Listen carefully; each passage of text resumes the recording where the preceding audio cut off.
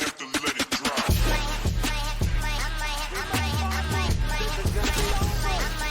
Let it drop.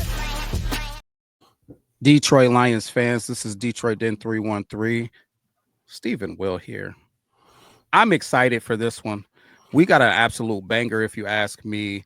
At the end of this thing, we're going to have a special guy that nobody is talking about. And I mean nobody. And hold me to that, because if there's another podcaster group that's talking about this, or single podcaster, or ESPN, or Pat McAfee, hold me to this. Hold me to this. The guy that's going to bring this thing home that we're looking forward to seeing, he's hot, man. He's hot off the presses. But before we get going, Steve, how you feeling, man? It's been a long couple of days. So, we had to take a couple of days off, some family stuff going on. I need to talk some Detroit Lions football. I've been itching. I'm like an addict. I need to talk Detroit Lions football every single day until I die.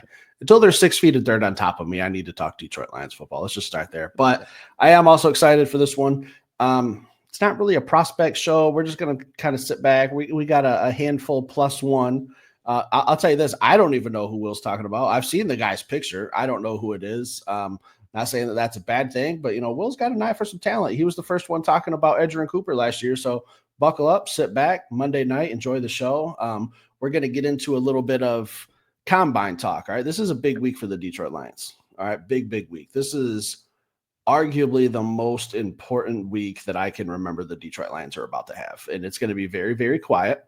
It's going to be very, very under the radar. You won't really know what's going on until late April, unless you're Stephen Will. We're going to take the pieces of the puzzle. We're going to put it together. We're going to try to figure out what Brad Holmes is thinking.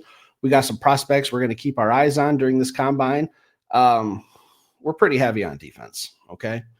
I think eventually we'll try to sprinkle in some offensive players, but today's all about defense, Will. So we got 6 guys, 5 really, with an honorable mention. Will, who do you want to start? I think we got to start. You want to start from the top? Oh, this isn't an order, but you want to start with the hometown kid, or do you want to start with where do you want to go? It don't matter, man. We can start hometown, man. We can start hometown. None other than the Josiah Stewart. Josiah Stewart. Steve, how you feeling about Josiah Stewart, man? I know he's been mentioned a little bit. How do you feel about him? Listen, I would be okay with Josiah Stewart. Not in the first round, but, not every player we talk today might not be a first round pick, but this kid can do a lot of different things. He could play a lot of different positions. He's very productive at a lot of different positions. I'm curious to see what he does at the combine. Looking at his stats from 2024, 8.5 sacks. I know he led the University of Michigan in sacks. And he was a problem on the 2023 team as well, or 2014 when they won the national championship. He was kind of a under the radar piece there with Mikey Sandra still. Will, I'm drawing a blank on Will's last name. Will Johnson. He's just kind of been, just a guy on a really good defense, but that just a guy has put up some pretty good numbers, and he's been a pretty productive pass rusher the last couple of years. So I'm all for it in round 2 if he's there, but I can't say he's a round 1 guy in my book. But this is about curiosity. I am very curious to see. I know what his tape is. We both know what he can do on a football field. Go out there this weekend at the combine, justify it, put it together, raise your draft stock. Maybe another team will take a shot at you in the first round, but from a Detroit Lions fan, you really have to wow me this weekend to move into my first round. Steve, put some respect on this man's name. Listen, the last couple years, let's talk about 2021. We're talking about 12.5 sacks. Rough year, 2022, a little banged up, some things going on, 3.5 sacks. 2023, 5.5 sacks. 2024, back on his shit, 8.5 sacks. This is a kid who they're going to tell you every reason not to draft this guy. They're going to say he's undersized. They're going to say, listen, he is going to get bodied at the next level, but he does nothing but produce. And when you look at the tape, the dude's twitched up. And I talk about just being athletic and being twitched up. This is a guy who's being twitched up. This is why I'm excited to see him at the combine, because if he mess around and runs a 640, he's going to earn him some money. He's going to earn him some money. So regardless of what he does at the combine, this is a dude, if you look at the film don't lie. So he's going to be a guy that gets drafted, to me, at a minimum in the 3rd round. That's the furthest that I see him going in the 3rd round. But if he runs a crazy 40 and does some crazy athletic stuff at this combine, he can earn himself some money. He can sneak into that second round, or I don't know if he runs some Nolan Smith numbers. And I'm not saying that's not what's going to happen, but if he runs some crazy Nolan Smith type stuff, then maybe he can sneak into the back half of that first round. But I'm expecting a fast time because what you see of him on film, he's explosive and he wins the leverage game. I don't know if Josiah wrestled, but the way he physically dominates men that are bigger than him, it makes me believe that he's got some wrestling in his background, because a man of his stature should not be beating up on guys 20, 30 pounds heavier than him. I'm excited to see what he does. Part of me is like, I hope it isn't too good because he might get out of our reach, because he's a guy where I think that we may be able to potentially go get a piece in the first round and then go get him at pick 60. But either way that it goes, as a hometown fan rooting for a hometown guy, I'm excited to see what Josiah Stewart does at this NFL Combine. Yeah, I'm all for it. Listen, if you're going to talk about respect, can you at least call him a national champion? That's 2 times in a row you've mentioned his name and forgot to give him that national championship crown. Yeah, I get it, man, but I'm worried about Super Bowl champion. It's true. They come to the Detroit Lions, help us win a bowl. Next, do you want to go? You know what? I think it'd be interesting if we just keep this within the battle, within the rumble here. Will, let's just go right to it. Right. Jack Sawyer from Ohio State University. How do you feel? I'll let you start with him first. Hey, listen, first things first with Jack Sawyer, I'm going to say this. Me and Steve were getting ready to do the show, and he had the audacity to load in him in that red color. That red color. I said, no. Pull out that high school jersey. I don't want to see that on this podcast at Detroit Den 313. Listen, Steve says it, and I do agree with it. If you become a Detroit Lion, then that stuff goes out the window. So, yeah, if you're playing on the opposite end of Aiden Hutchinson, I'll throw the stuff out the window. We'll forget about it. Hey, if I see Taylor Decker, it's going to be daps and hugs and appreciation. I got nothing. I got no beef with him. But until it happens, hey, you're the arch enemy. You're the arch enemy. So we'll not be seeing you in your jersey here at Detroit Den 313. And if you get drafted by the Detroit Lions, it'll be you in that Lions jersey. It won't be that other jersey. But all that said, this is a guy that I feel like is sliding through the cracks. This is a guy that I feel like is being underrated. And it's because of the same thing that I feel like people were talking about with Jack Campbell.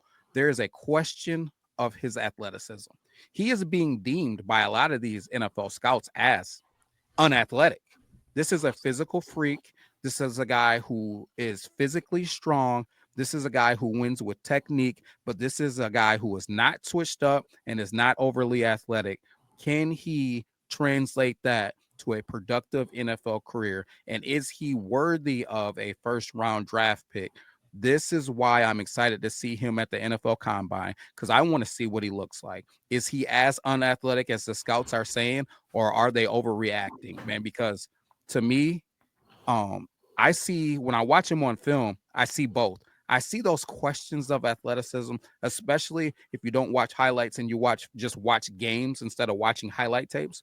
But he has moments where he also looks like a freak. So, Steve, if you're asking how I feel about Jack Sawyer, my answer is I don't know until after the Combine. I think I'm going to get some answers to my questions, and he's going to be one of those guys that's going to be, hey, does his athleticism match the film, or does his athleticism tell me, maybe this is a guy that we either don't touch or we look at as a second round or early third round guy?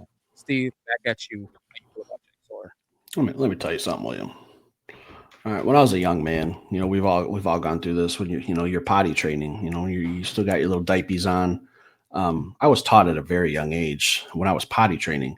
When you take a number 2 in the toilet, you stand up, you flush it, and you wave goodbye. Have fun. I'll see you in Columbus. That's how I was raised in the Perkins household. Okay. Now, with that being said, I'm going to call him Jack Campbell 1,000 times throughout this year. It's just going to happen. But Jack Sawyer, when I texted you, it was probably about a month ago, it was before the national championship game, and I said, it's going to be hard for me not to have Jack Campbell at pick 28.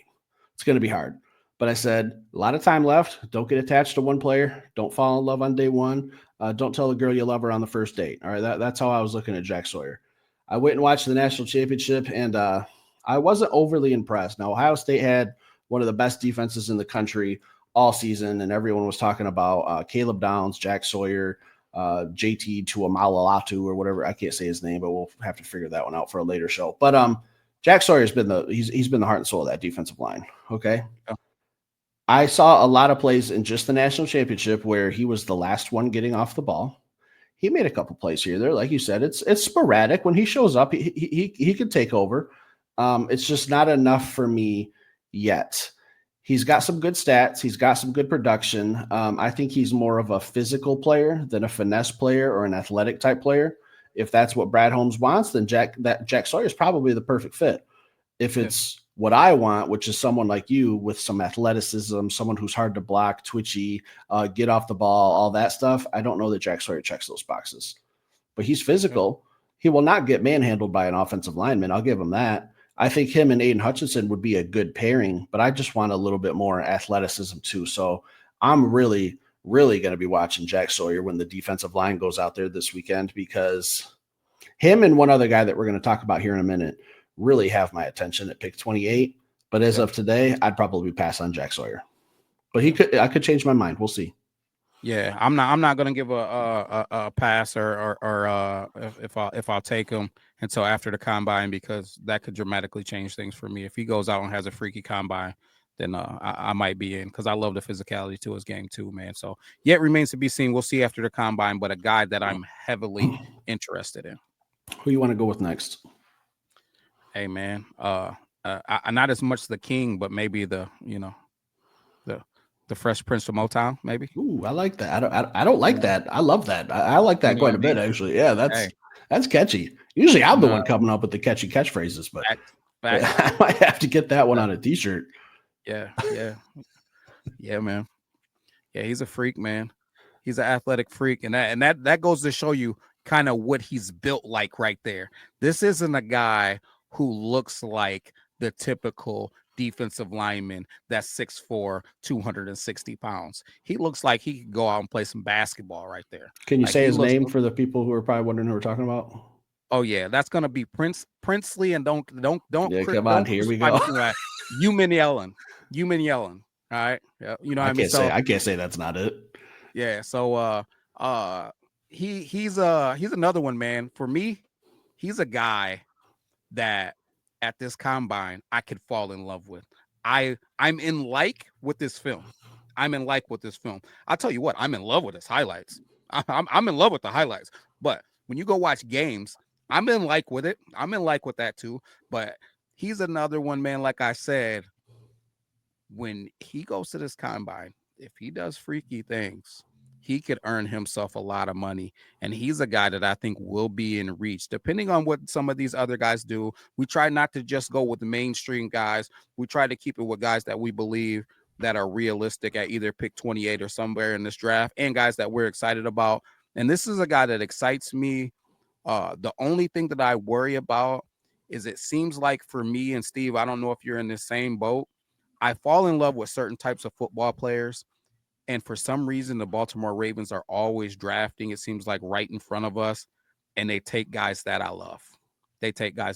So he's a guy that I could see the Baltimore Ravens drafting, and they draft ahead of us. But outside of that, Princely, man, is a dude that I'm really excited about seeing at this NFL draft. I could envision him having T-shirts as the Fresh Prince of Motown. Are you excited about Princely? Are you in or are you out? I got a better one. While you were talking. Well, what you did was you gave me time to come up with a better nickname for him. Princely Lululemon. That's what we're going to start calling him. Okay, that's a sponsorship right there, right out the gate. If he gets a sponsorship by Lululemon, I'm sorry right now, I need 5%. 5th-year senior, transferred from Florida after 4 years, came to Mississippi State. He had a decent senior season at Florida with 7 sacks, came to Mississippi State, where they're not exactly known for defense, but it's SEC football, with 10.5 sacks. 6'4", 255, like you said, from Texas. Athletic, can produce. I assume he stays healthy if you're putting up numbers like that. I don't have his games played in front of me, but those are 3 big check marks for me. Can you play opposite side of Aiden Hutchinson and be that productive? While a lot of people are paying attention to him, Aleem McNeil, DJ Reader, maybe some other guys we get in the draft, maybe he's the guy who we're saying, hey, go out there, win your one-on-one matchup, be productive, be disruptive. If they start doing special stuff to you with that offensive line, Good luck blocking number 97. I think he'd be a nice counterpart to Aiden Hutchinson. I've been high on him for a while. If it gets to pick 60, and I don't think he'll still be there at pick 60, but maybe, William, I think he's my sprint to the podium at pick 60. Not pick 28, but pick 60, I'm pretty locked on right now with him. And I haven't hitched my horse to a wagon yet for the first round. But I just, there's some guys in the first round that I have serious man crushes on. Whether or not they're realistic or not, I don't know. So I'm all for it in round 2. That's my guy. In mock drafts, you're probably going to see me draft him in several mock drafts if he's available. I'll just say that, William. Steve, he's going about 30 or so picks before. I think that's the problem. Yeah, he's gonna be well gone before pick 60. This is the first round draft pick, into the first round probably. This is a first round draft pick, but like I said, he can earn himself some money at this NFL draft and maybe get into those 20s, man, those early 20s, late teens, if he has a crazy NFL combine. So another guy for those reasons. If you guys see the trend, this is a trend right here. Guys that can change and fly up the draft board or down, depending on this NFL combine, because it's about the film first. But then can you match what we saw on film, or maybe even enhance what we saw on film, because we're seeing good things on film, but now the combine's crazy. So another one, man, to look out for. You got anything else on Princely, man? No, I'm ready for my guy. I'm ready for. I got to take this one, William, because I'm excited. All right, Donovan Ezeiruaku from Boston College. Shitty picture. I know it's pixelated. Best one I could find. Bear with me, William. I'm going to tell you right now. I think he has the most tools of any pass rusher in this draft. But when I'm watching his highlights, when I'm watching his tape, I need to see some athleticism. That's the story of the day. I need to see if he's quick, if he's fast. How fast does he run his 40? But more importantly, how fast is his 10-yard split? How fast is his shuttle drill? How fast can he move laterally? How powerful is he? I want to see his bench press. I want to see everything, because I'm close to Donovan Ezeiruaku as my first round pick. I'm close to it. The pride of Boston College led them in sacks this season. What did he have? I think he had 15 sacks or something like that. Kid just put up crazy numbers. More 17. Was it 17? 16 and a half. 16 and a half. We'll call it 17. I'll give them the benefit of the doubt. And crazy numbers. And again, people are probably thinking, oh, Boston College, they don't really play one. I don't care. 16 and a half sacks in college football is a ton. To put it into perspective, Aiden Hutchinson didn't have 16 and a half sacks his final year at Michigan. Okay, I know he might have been going up against some better offensive linemen. You can grade on a curve if you want. 16 and a half sacks catches my attention, William. I'll just tell you that. That doesn't happen every day. And I saw him do, I don't know what I even want to call this move. When we talk about Donovan Ezeiruaku, when we do a breakdown of just him and we're doing some highlights, he did I seen Aiden Hutchinson do this, where he kind of dips inside and then he does a swim move or a spin move with his elbow to kind of create some space from a tackle and go around. I've seen Ezeiruaku use that move a couple times, and he does it pretty sexily. Okay, sexily might be a word that I just made up. I don't know if that's real or not, but it sounds good. He does it sexily. I'm telling you, it does some things to me. He could do a little spin move. He could do some bull rushes. He's got a full arsenal. I just want to see if he's a little bit more athletic than what my eyes are telling me. Yeah, and would those moves work on bigger guys? That's the bottom line. But he does got a bag, man. He's got a bag of moves. He's a polished guy. He's a guy that uses technique at a high level. I think he's a guy that'll be productive at the NFL level. If the Detroit Lions drafted him, I would be excited about it. I do think that he's probably a round 2 guy. So maybe at pick 60, he's a guy that maybe we could get. Depending on what we did in the first round, I'd be excited about it. But there's some guys, man, that I'm equal to on this level. But that said, all this changes at the combine. He's another one. He goes out and has a freaky combine, then things could change, and I could get a little bit higher on him. I just don't think he's going to be as twitched up as some of the other guys. Him being undersized, not as twitched up, shies me away a little bit. But let's see how not twitched up he is at the combine. We shall remains to be seen. It's the moment of the hour, William. Everyone's waiting for this honorable mention, including myself. I've gotten through this episode just really wanting to know who this mystery man is that you've been seeing in your life. Yeah. So listen, Steve, I'm gonna tell you this, and I stand on this. I watch a lot of football. I watch a lot of film. I'm like you in a sense. You talked about it this year, watching football games.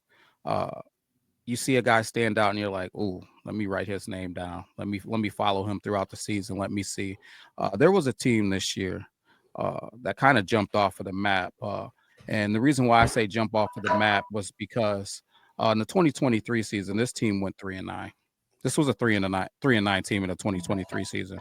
2024 season, this team shot out of a cannon and went 11-3. And if you don't know who I'm talking about Arizona State, man. Arizona State, Forks Arizona up. State. Yeah, you know what I'm saying? Arizona State had a running back that I feel like, he wasn't the fastest guy, but he was breaking all types of tackles and doing all types of cool stuff. And he kind of put Arizona State on the map too, man, as far as like teams watching or people watching the games and stuff. This is a team that gave the fifth ranked Texas team all that they can handle. I think they lost by a touchdown or something like that. I should have looked it up ahead of time, but I know it was a close football game.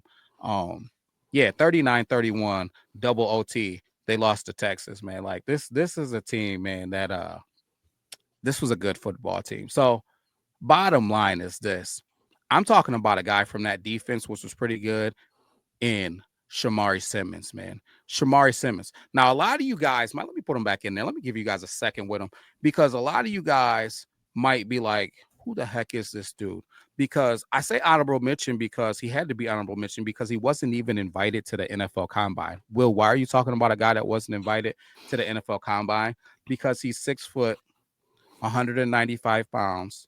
He's played safety as well as spent this season playing nickel corner. And when I think about the Detroit Lions, I'm thinking about who's going to be playing that nickel corner instead of Brian Branch.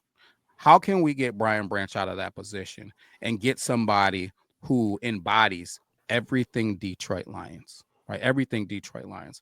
I know that Amik Robertson, he played it tough, but I don't love Amik Robertson right next to the line of scrimmage. He's a smaller guy.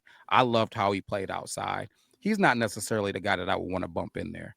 I think we need some depth at the cornerback position, even if we re-sign a guy like Carlton Davis or bring in one of these free agents.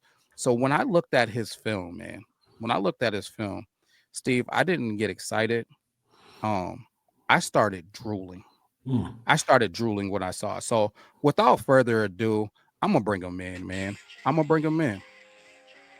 And you just think about him playing Disrespect. that nickel corner for the Detroit Lions. He's sleeping now, is what he said. You think about him playing that nickel corner where Brian Branch plays at 6 foot, 195 pounds. You think about him coming downhill and getting physical in an NFC North, right? Which is a physical conference, forcing fumbles, causing havoc. You know what I mean? Like, this is a guy who'll have no problem guarding tight ends, slot receivers, playing on the inside of the box.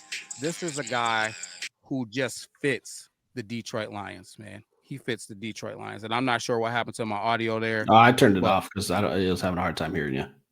Okay, but yeah, this is a dude, man.